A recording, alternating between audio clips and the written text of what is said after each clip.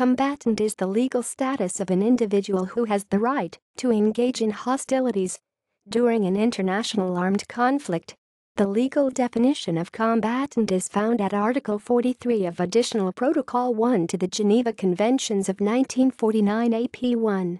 It states that members of the armed forces of a party to a conflict, other than medical personnel and chaplains covered by Article 33 of the Third Convention, are combatants, that is to say, they have the right to participate directly in hostilities.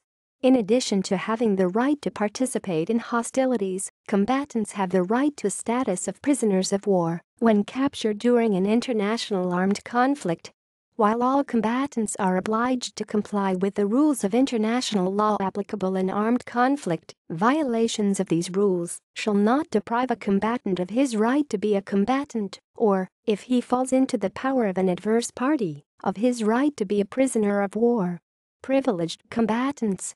The following categories of combatants qualify for prisoner of war status on capture: members of the armed forces of a party to the conflict as well as members of militias or volunteer corps forming part of such armed forces, members of other militias and members of other volunteer corps, including those of organized resistance movements, belonging to a party to the conflict and operating in or outside their own territory, even if this territory is occupied, provided that they fulfill the following conditions: that of being commanded by a person responsible for his subordinates, that of having a fixed distinctive sign recognizable at a distance, that of carrying arms openly, that of conducting their operations in accordance with the laws and customs of war.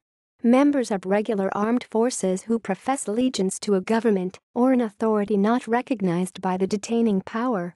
Inhabitants of a non-occupied territory who on the approach of the enemy spontaneously take up arms to resist the invading forces without having had time to form themselves into regular armed units, provided they carry arms openly and respect the laws and customs of war.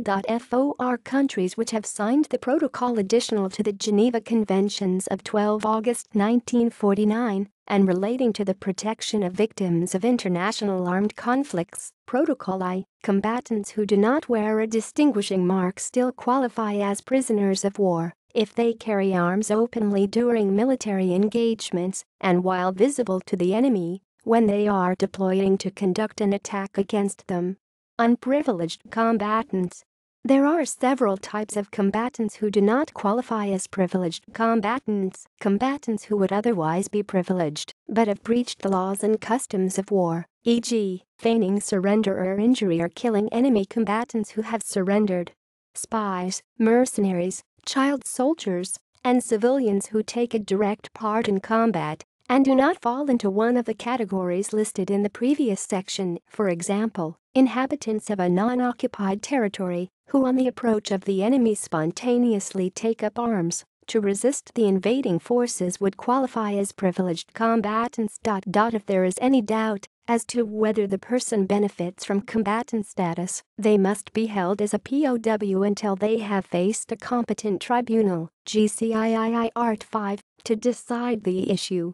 Most unprivileged combatants who do not qualify for protection under the Third Geneva Convention do so under the Fourth Geneva Convention, GCIV, which concerns civilians until they have had a fair and regular trial.